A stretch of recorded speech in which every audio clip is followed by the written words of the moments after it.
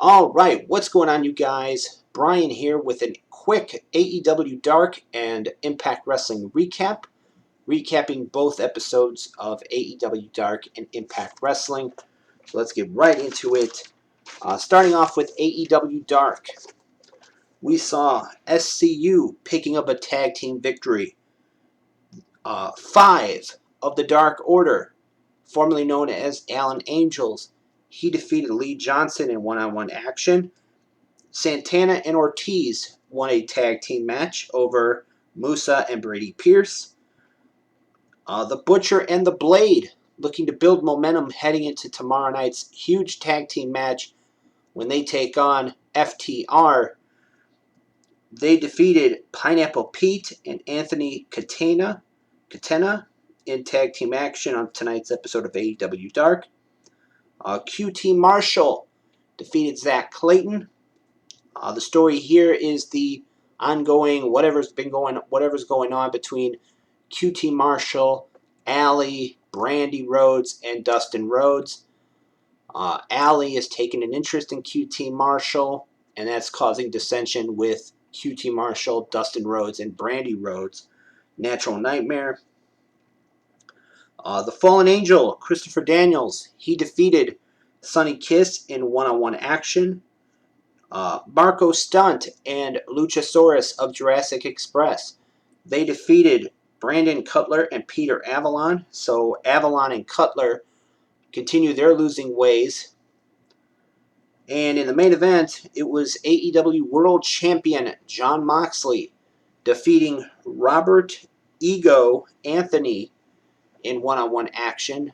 The story here was that Brian Cage, the number one contender for the AEW World Championship, and who will challenge Jon Moxley for that prestigious championship at Fyter Fest coming up this summer. He was at the commentary table with his manager Taz, getting a bird's eye view of Jon Moxley, and basically showing Moxley that I'm watching you. So that was it for AEW Dark. Now for Impact Wrestling, the recap of that episode, or this week's episode. Michael Elgin won a triple threat match against Ken Shamrock and Sami Callihan. We heard from the Knockouts champion, Jordynne Grace, ahead of her huge title defense tonight. She did an interview.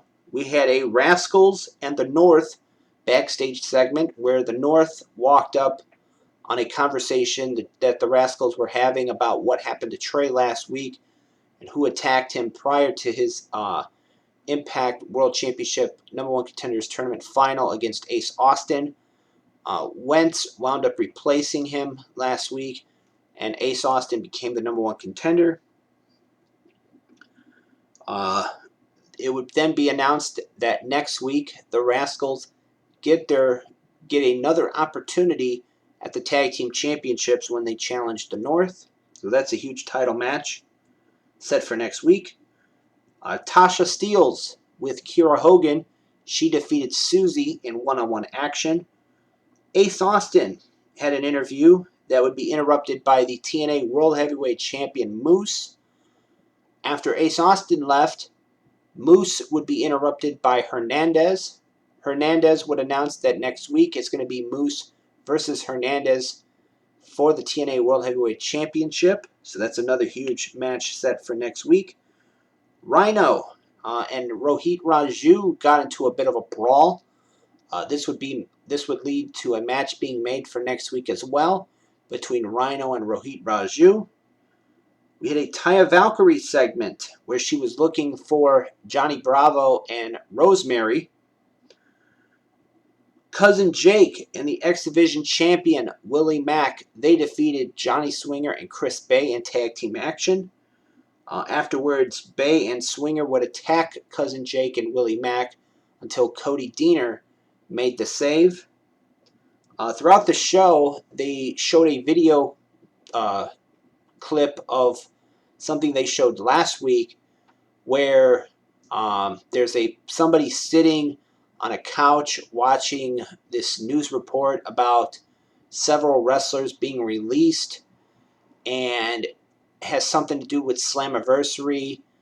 They showed a slew of former Impact Wrestling superstars like EC3, Eric Young, Mike and Maria Kanellis, Luke Gallows, and Carl Anderson, a slew of others. So what does that mean for Slammiversary, which happens Saturday night, July 18th? We'll have to wait and see what that is all about. We had a Rosemary, Taya, and Johnny Bravo segment talking about the huge title match that Taya has for later on. We had a update about the Impact World Championship. Of course, Tessa Blanchard has been quarantined in Mexico for the last couple of weeks. She was supposed to defend her championship at Rebellion a few months ago, but that didn't happen, and she has not been on Impact since. So Scott D'Amore came out to address that. He would be interrupted by Ace Austin, who said he already knew what the announcement was, that they were going to make him the world champion. Then Michael Elgin would come out. Then we would see the return of Eddie Edwards. But all three making claims to the championship. Scott D'Amore then announced that at Slammiversary, Tessa Blanchard will defend the championship against Ace Austin, Eddie Edwards, Michael Elgin, and Trey, who in a 5-way elimination match, I think that's what they announced a little bit later on in the show. So that's going to be interesting, and that's going to be a huge test for Tessa Blanchard to survive as world champion, especially against four athletes the caliber of Ace Austin, Michael Elgin, Eddie Edwards, and Trey at Slammiversary. We saw the now newly named Jacob Christ of Canceled Culture. He defeated Crazy Steve in a one-on-one match. Of course, Canceled Culture consists of Joseph P. Ryan, Katie Forbes, Rob Van Dam, and now Jacob Christ, who was formerly Jake Christ, and he turned on Dave Christ last week. So no more OVE, apparently.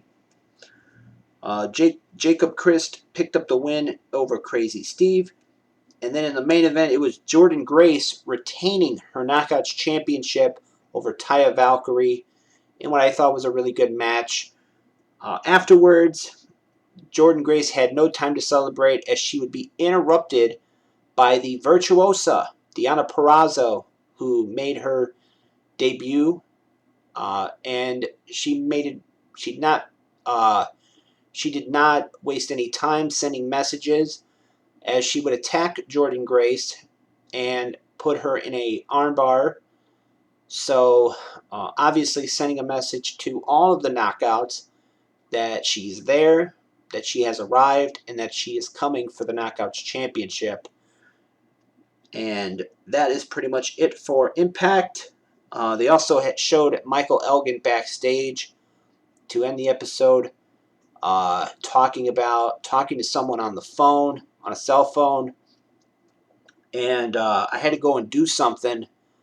I had to take my dog out, so I missed. I had to take my dog outside so that she could go to the bathroom. So I missed what he said. So that was pretty much it for Impact. So I thought it was a really good episode of Impact. A lot of build up to Slammiversary, a lot of questions going into Slammiversary as to what's going to be the reveal. Is there going to be some former wrestlers from WWE showing up at Slammiversary? Is there going to be, what surprises lie in store for Slammiversary coming up on Saturday, July 18th? So we'll have to wait and see. So with that being said, this has been my recap of AEW Dark and Impact Wrestling for this week's episodes. As always, I am Brian, and thank you for watching.